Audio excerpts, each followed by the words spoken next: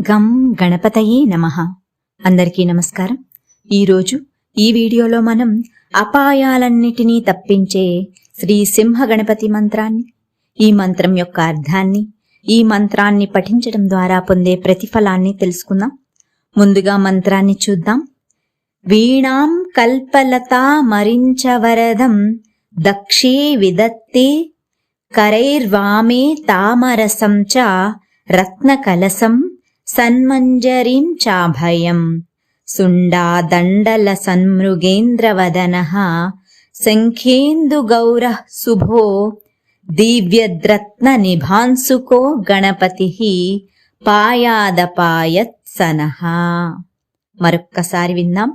వీణాం కల్పలతామరిం చ వరదం దక్షే విదత్తే కరైర్వామే తామరసం చ రత్నకలసం సన్మంజరీం చాభయం సుండాదండలసన్ మృగేంద్రవదనః శంఖేందుగౌరః శుభో దివ్యద్రత్న నిభాంసుకో గణపతిః పాయాదపాయాత్సనః.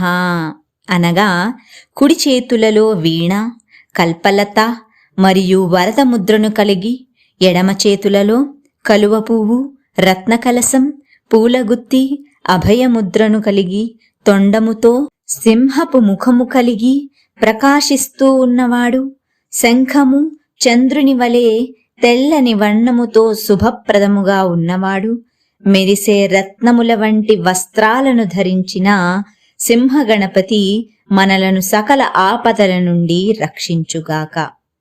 ఇప్పుడు ఈ మంత్రాన్ని పఠించడం ద్వారా పొందే ప్రతిఫలాన్ని తెలుసుకుందాం.